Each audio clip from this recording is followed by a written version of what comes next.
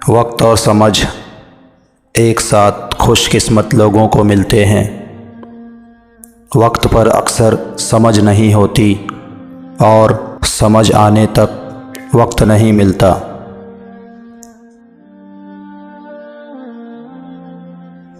वक्त जब फैसला करता है तब गवाही की ज़रूरत नहीं पड़ती।